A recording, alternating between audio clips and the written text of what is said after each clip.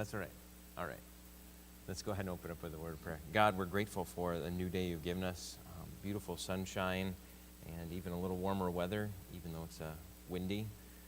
We thank you for just the gift of life each and every day. You grant us an extension of the time that you want us to work here on earth, and I pray that you would help us to always seek to use it well, steward it wisely, and put it to good use. And so I pray that you might help us consider those things even as we consider our topic today. So we ask for your blessing on our teaching time this morning. In your Son's name we pray. Amen. So continuing on with our series, talking about missions, we want to talk about reaching the world at home. So a lot of what we think about missions is those people in those places with that stuff way over there, someplace else, not here. And so I kind of want to make us consider whether or not we could use missions philosophy and missions emphasis to consider how we might impact communities and individuals in our own neighborhoods. So I guess the first question, and this is kind of just the fundamental, is like, why should I even think about missions in my own community? So not just evangelism, right? So evangelism we should be doing all the time, and missions and evangelism is a really closely related concept. But this is specifically thinking, is there mission work I can do here that's taking the gospel into different communities other than my own within the state of Wisconsin? So when we think of even the Great Commission, Matthew 28, and Jesus said, all authority in heaven has been given to me, and therefore go and make disciples among all nations, baptizing them in the name of the Father and the Son and the Holy Spirit, and teach them to observe everything that I have commanded you, and surely I am with you always, even to the end of the age. So we know that we're supposed to make disciples of all nations. So what if those nations come and live next door to us?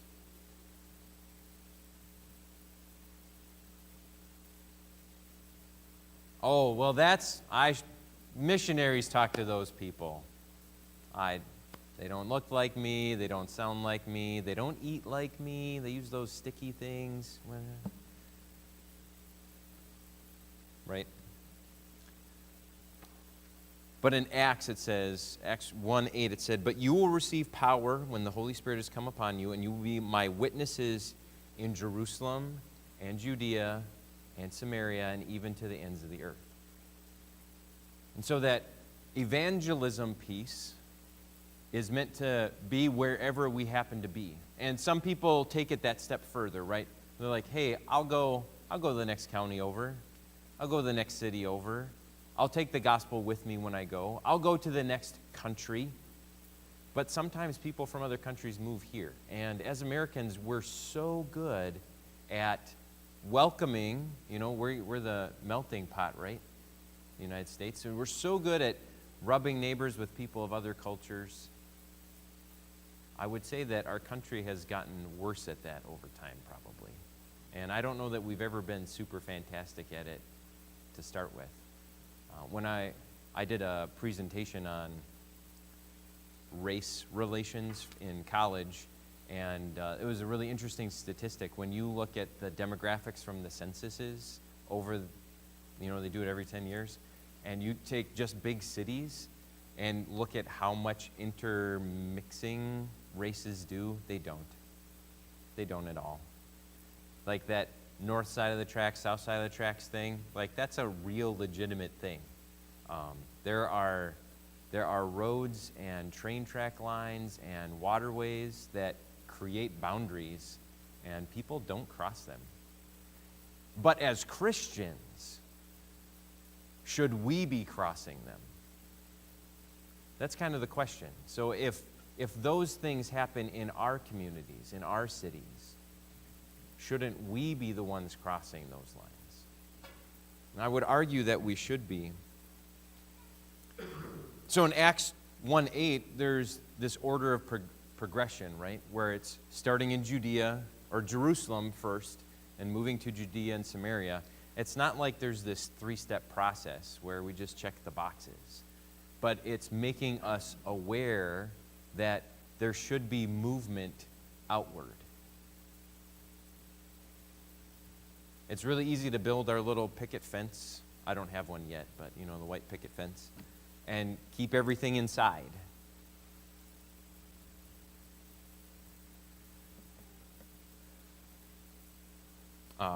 So like, for example, reading through this is really challenging to me. We have some neighbors a couple houses down, and I don't know what language they speak. But they don't primarily speak English. But they come and visit us every now and then. We've talked with them a few times, but I haven't taken the time to get to know what their culture actually is and where they're actually from. But I don't think they were originally from Watertown, Wisconsin.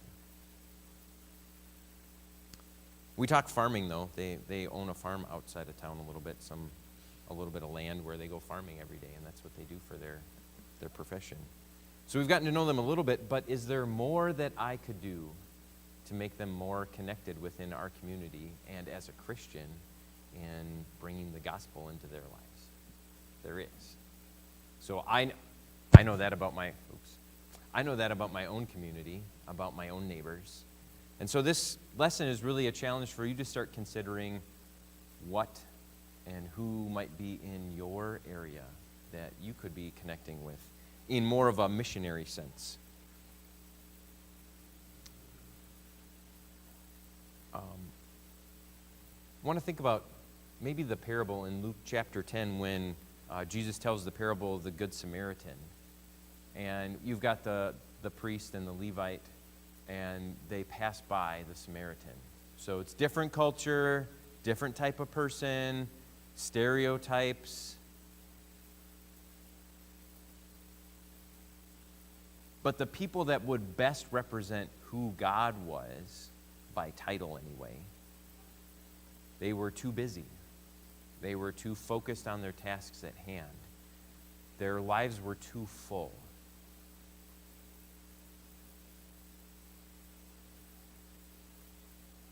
That they just passed by and ignored. So I guess the challenge is that us? Is that our church? Do we fill our time with good stuff maybe? Hey, I gotta get to that festival. Sorry, guy in the ditch. I'll maybe come back and check on you later. Or I pretend you aren't there so I won't feel guilty.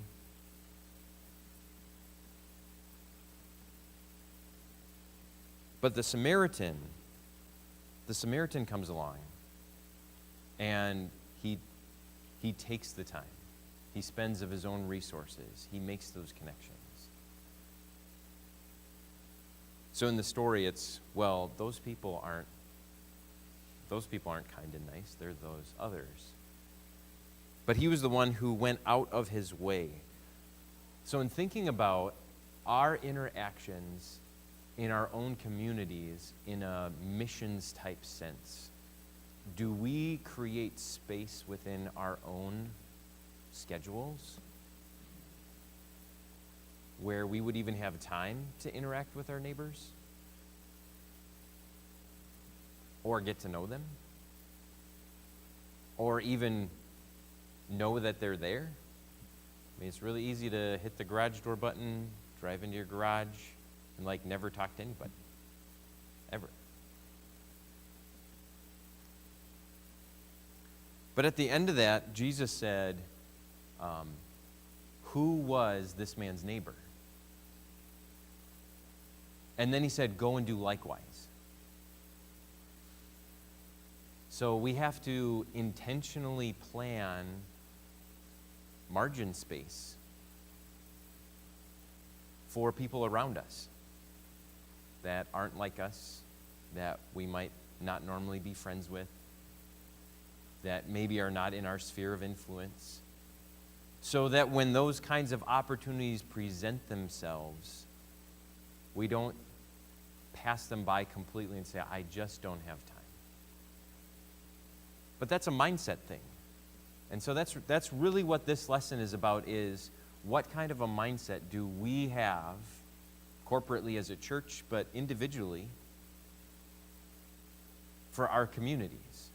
Are we looking for opportunities, not just to evangelize the white Anglo-Saxon person that lives next door to us, but maybe that Indonesian couple the next door down, or those Muslim Afghanis who live the next door down, or whoever it might be?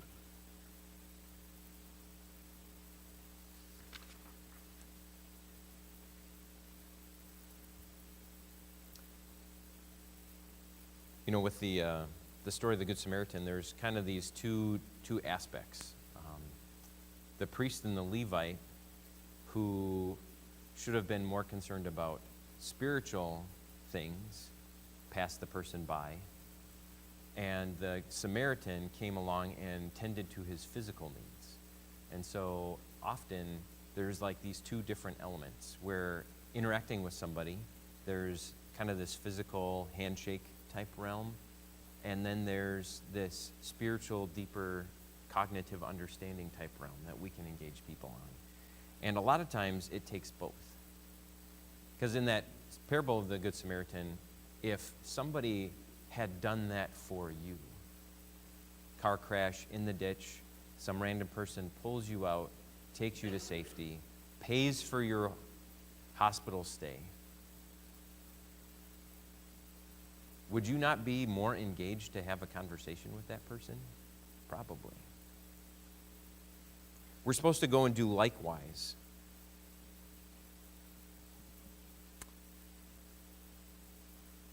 So more broadly, I want to talk about how people move into and out of Wisconsin, right?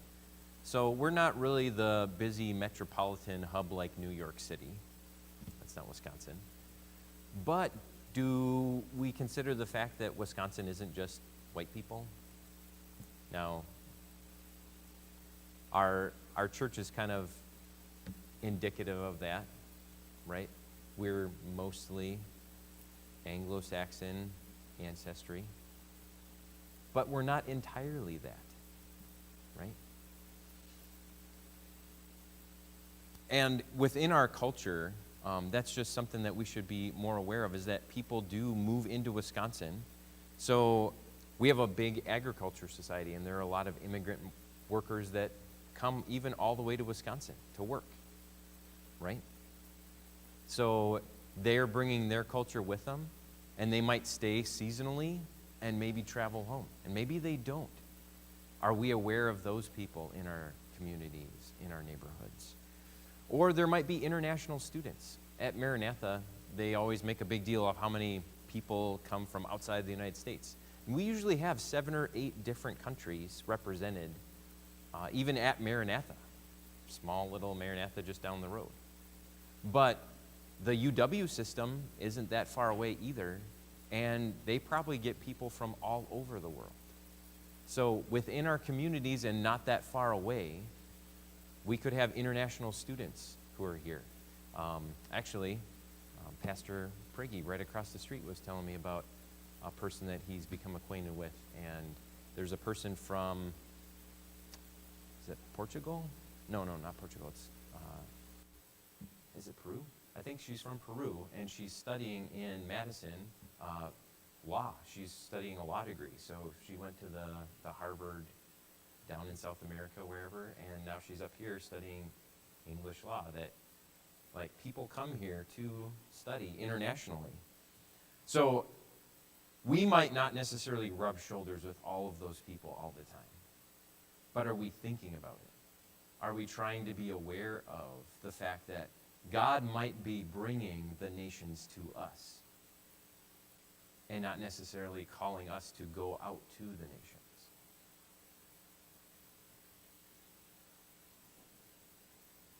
So what if these people came and lived in our neighborhood?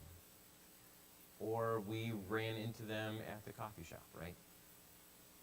Would we be willing to say, hey, why don't you come and experience my homemade cooking? maybe they would be interested in getting a broader American experience other than fast food. Probably. I know that when I went to Norway, I was able to have a host family bring me in, and I got a very culturally Norwegian experience. And it was fantastic.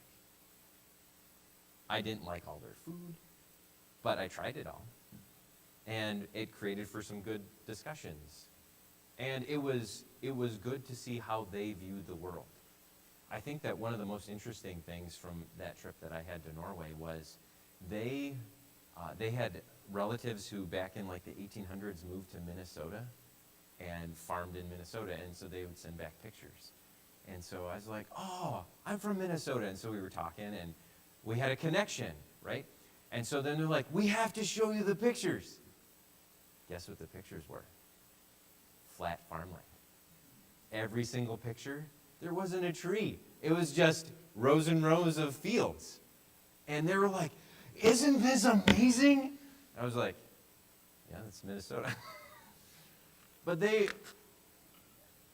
in Norway, their houses are like built in the mountain, like one on top of the other almost. Like when you're driving by, it's like you're looking out your window and you're staring at somebody else's roof below you. So their farmland is such a precious commodity. And so we had this great discussion about why their relatives moved and why those pictures are so amazing, because it's so completely different. It's just the same as if somebody from, the heartland of America went to like Mount Everest and took pictures of mountains. People from there is like, it's just mountains and they're all over the place.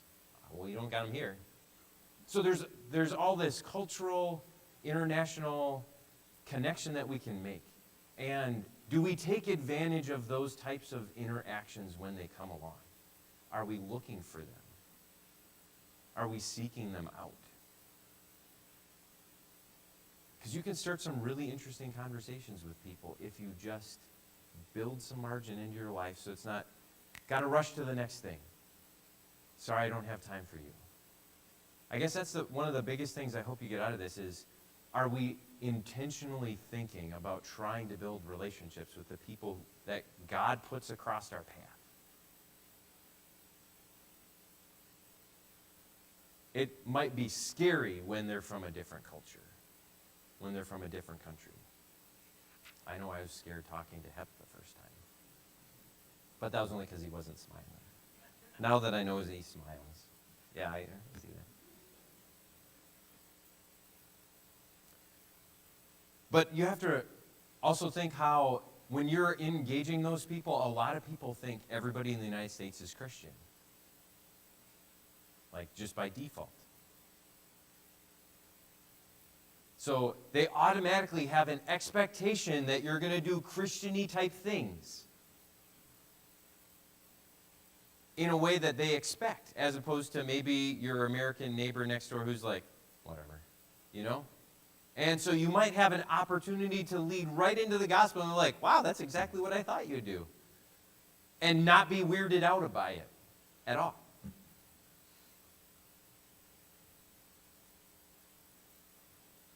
But they might also have misconception of what Christianity is, and you might be able to give them a fuller explanation instead of just watching Christian preachers on TV, right? So in that missions work, it gives us the opportunity of engaging them with the gospel and doing evangelism, but in a missionary sort of way, where we're trying to cross those cultural boundaries and those cultural borders and those different background issues. And a lot of that stuff is just thinking about it ahead of time.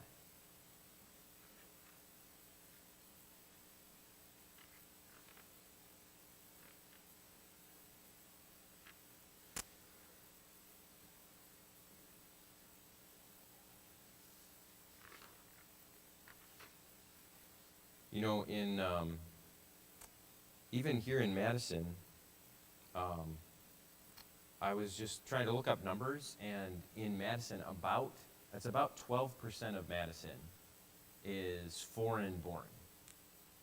So it's about 33,000 people, even just down the road 20 minutes, came from a different country and is not native to the United States of America.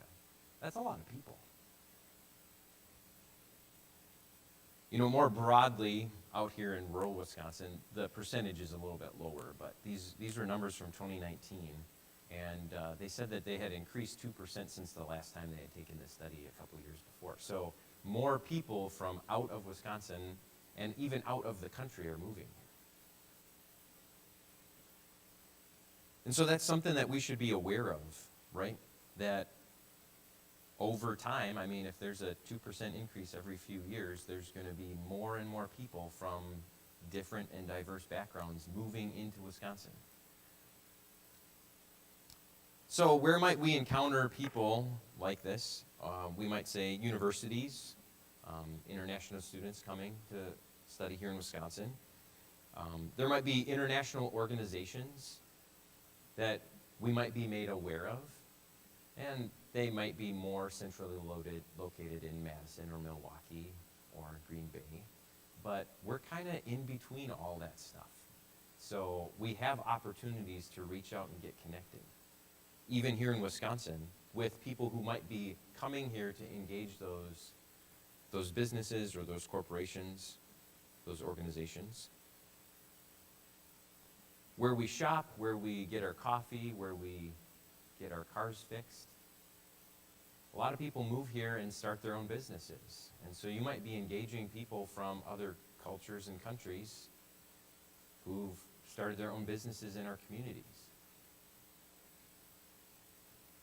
Do we take the time to get to know them, just like Joe the barber down the street? Or do we just kind of pass them by and not engage them at all? Or is that something that we could take on as being, maybe I'll go in there a few times and try to develop those relationships and see what happens? But even in our neighborhoods, like for me, just down a couple houses, there's this couple that lives down there. And, sometimes that's scary. I don't know their language. I don't know what I should do. So it's way easier just to sit on my property and just look at the sunset and never talk to them. That's way easier. But I don't think that one's in the Bible. When it says go, therefore, it's not go sit on your porch and drink coffee and stare at the sunset. So this is a little bit of a challenge. Like, how are you enacting the Great Commission? It's go to Jerusalem, or Judea, or Samaria, or maybe to the uttermost part of the earth. How about pick one? God gives us a lot of latitude in where that going might be, but it's definitely not sitting on our hands and doing nothing. So this part is kind of the one piece we'll carve out in being not missions to the rest of the world, going jet setting to, Australia or something. But much more specifically, if God brings them here, can we do something about that? I would say that we all could. So how do we get engaged with these people?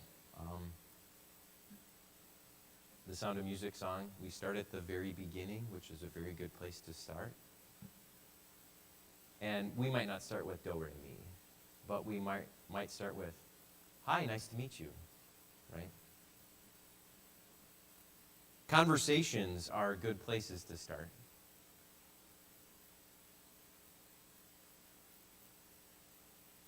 So is that something that you work on? Actually starting a conversation with somebody who might not look like you, or talk like you, or act like you.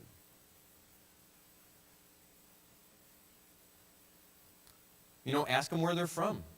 Ask them what language it is they speak. Be like, wow, I've never heard of that one. Most people will respond pretty positively if you just ask them questions about themselves. A lot of them will be proud of their national heritage, so finding out where they're from and what they like to do, most people don't mind talking about themselves a little bit. Particularly if you're being genuinely interested.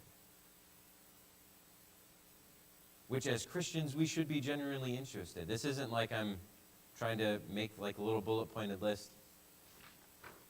Hi, what is your culture? Don't do that. But get to know people. Love them like Jesus would love them. Starting out with kind of international ministry or cross-cultural ministry here in the United States, in Wisconsin, most of the time that might not lead directly to a gospel conversation the first time you meet them. But it's getting to know them and understanding their culture, and eventually getting to the point where they're opening up in those conversations to you. And a lot of times, you might be able to have conversations about their spirituality from where they come from. And a lot of people in other countries are much more open to talking about that than we are in the United States as Americans, where it's one of the, religion and politics are the things you don't talk about. A lot of other cultures don't necessarily have those same exact limitations. But you won't know unless you try. And what I'm talking about isn't easy. It's not an easy thing to get to know people and to open yourself up.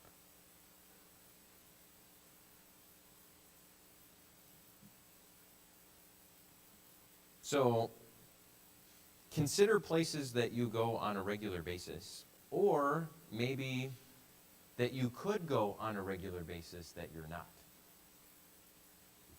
So maybe it's going to the same place for a haircut, and maybe there's a different haircut salon or barber that you could go to in more of a missional sense. Maybe you pass by the same checkout greeter at Walmart and actually intentionally decide that every time I go, I'm going to try to seek them out and say hi to them. And we're going to get to be on a first name basis. Maybe you go to the same restaurant and get to know that same waiter or waitress, and use that as an opportunity to get to know them cross-culturally, right? Instead of just eating their food that you like. Maybe it's going to the same coffee shop or a different one for a while and getting to know those people.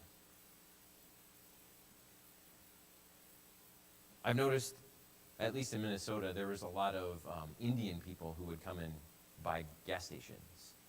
And so maybe it's going to a gas station that has a different clientele and getting to know those people and building those relationships within your own community or on your commute to work.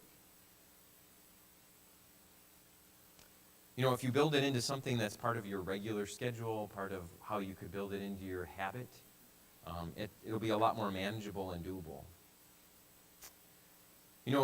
I would say another way to do that is to find ways that you can get the church or other church members involved so you don't have to do it alone.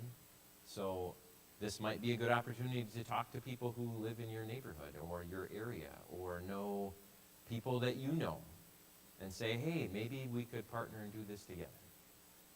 Or maybe, hey, you've known those people longer. I'd like to try to do this intentionally. Do you have any ideas or pointers?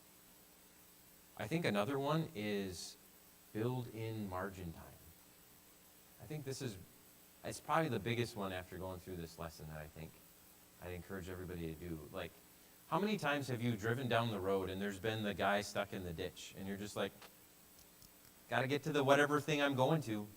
Don't have time for you. Sorry, bud. I mean, has that ever happened to anybody? Oh, no, just me. Okay. I probably could count on both hands and still have some left over, right? What about those opportunities? Do we build enough margin time to let God work through random happen chance?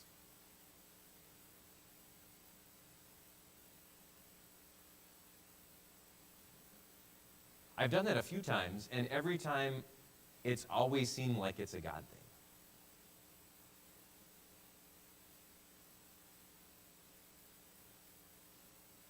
There, when I was in was it seminary? No, it was when I did my internship out in Pennsylvania.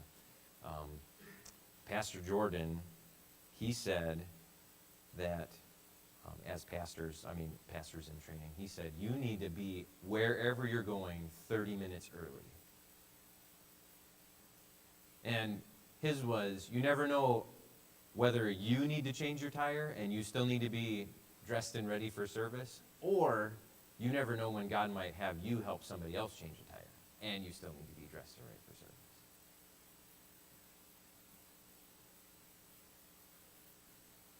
So maybe our American culture isn't really geared to that 30 minutes early thing. But as Christians, what if we built in margin time like that?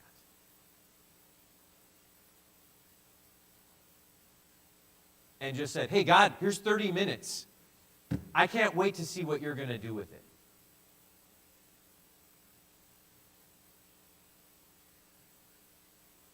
Just saying. You know, we cram it full of stuff. But what stuff are we cramming it full of? So I would encourage us to consider leaving room in our schedule to meet people. I mean, even not having to rush, right? Being able to take time. Once you do get to know somebody. Another thing is, don't expect every interaction to eventually turn into a deep evangelistic opportunity. That's not going to happen. And it's really easy to be like, oh, it's never going anywhere. But you never know whether you're just planting those seeds. And you might not see that fruit. So understanding, there's different phases and stages. So doing what you can with what you've got. When we talk to people, be honest about our own, struggles and our own sin. Because if we can show our own failings, it's an automatic lead into, and that's why I need Jesus. Like, a lot of times we try to be more than we are by minimizing what we really are. But if we're honest about it, like, everybody struggles with stuff. Right? We all do. So letting people know, hey, I'm human just like you, but that's why we need something else. Like, it's a really easy way to lead into gospel conversations. Again, not super easy to do, though, but something to think about. I think another thing, when we start to make those connections and get to the point where we've had maybe a few conversations, like, invite them over to our house. I don't think that there's anything better than that, is inviting somebody over, sharing a meal. You're creating space and time that's you're already using for that same thing. So double dipping there is good. And I think that a lot of times, a lot of barriers tend to come down when we're inside a home and we're sharing food. It's just everybody does it. So it's a normal event, right? It's not like awkward, like, I'm just standing here and I don't know what to say next. Like, but if you do that, that might require a little bit of research about any particularities about their culture, so that you make sure that you're not offending them, that you're taking some of that into consideration. And if you do that, a lot of times you can build very strong inroads because they'll notice those things, right?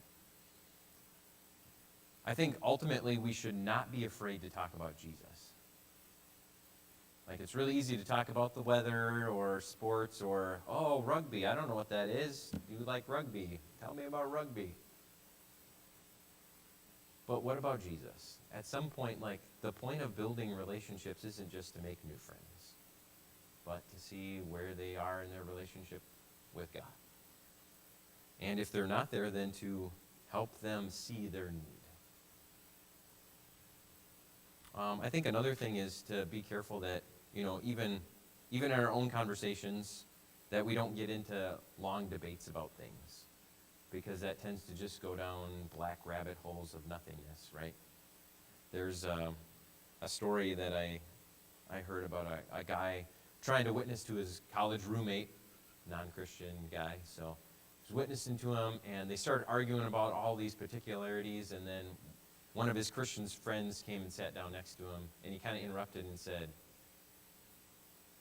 a really short, not really adequate answer to the question that they were arguing about. And he's like, well, that's kind of an answer, and nobody was happy with it. And then he's like, but that's not really the point. Like, why are you avoiding talking about Jesus? And he just kind of ended the debate and jumped right to the question. And the other guy said, well, I just don't want to have to change how I live my life. Well, he was being honest, right? So sometimes people will argue with you to avoid the real question of what they actually have to do with Jesus. So we just need to be aware of that sometimes. And be careful that we don't get sucked into big, long debates about things that don't matter quite as much, right? Not that they can't be good to have from time to time, but maybe not when we're trying to make it evangelistic, right? And then I think praying for opportunities that God would bring to actually share the gospel and make those connections.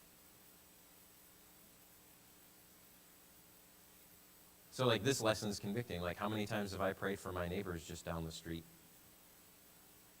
Not enough. That is for sure. Right?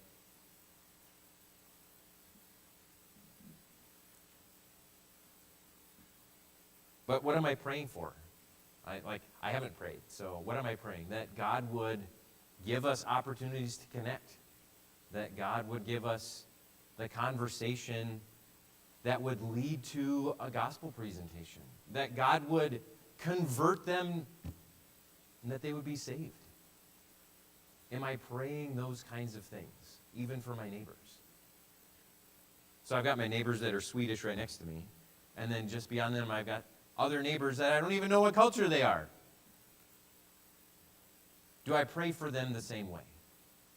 And do I see God giving me not just evangelism next door to my neighbor who speaks like me and talks like me and has a very Nordic heritage like I do, but what about the people next to them, right? Has God given me an opportunity to do international type missions right in my own backyard? He very well may have.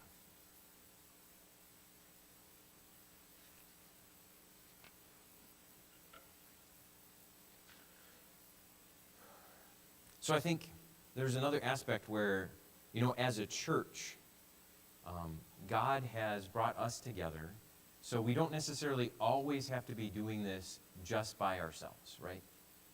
Now, for me and my neighbor down the road, that's a me and my neighbor thing. But there might be other opportunities where we can do kind of cross-cultural missions type evangelism as a church in our area. I don't know what that would necessarily look like. But I do know, there's opportunities, and they might end up being right here in the Fall River, Columbus, Columbia County, Dodge County area, right? It could be. So are we looking for opportunities when they arise? So Afghan refugees are being resettled. What if they were resettled here? Would we as a church do something about that? I've been traveling around the state for the work I'm doing right now, and I was up in Abbotsford, which isn't super far away, but it's very centrally located in the state, right? They had manufacturing. The manufacturing really couldn't pay the wages, so a lot of Wisconsinite people moved away, and a whole bunch of Hispanics moved in and took the jobs. And I would say that city is probably mostly Hispanic now. Driving down the main street, it's mostly Hispanic named buildings and things. But even there's no grocery store, but there's three little marketplaces for Hispanic food. So those are the town's grocery stores right now. Things like that happen in our own communities.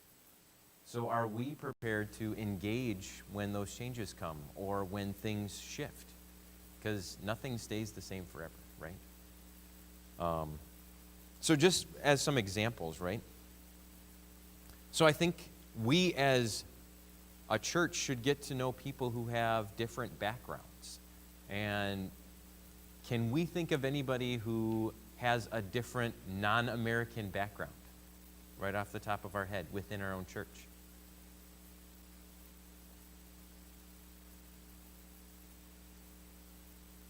Anybody? So like Jacob, right? How long did you live in the UK? Okay, so British Englishism is much different than American Englishism, and I bet that we could learn things talking to Jacob about how people across the Atlantic Ocean think about topics, right? It's similar, but not the same, right? We definitely could probably talk to Hep, who's hiding now, right? But I mean, do we even know that about our own church members? I mean, did you know that I've been on 5 different continents? Like, I've done several mission trips, and I just need to get to Australia to get 6, right? And maybe Antarctica sometime. But there's not that many people down there, so there's not really a need to get down there, really. But, I mean, I've experienced a lot of different cultures. And they've been mostly good experiences, and it's helped me understand people better because of it. But do we know that about each other even? Maybe not.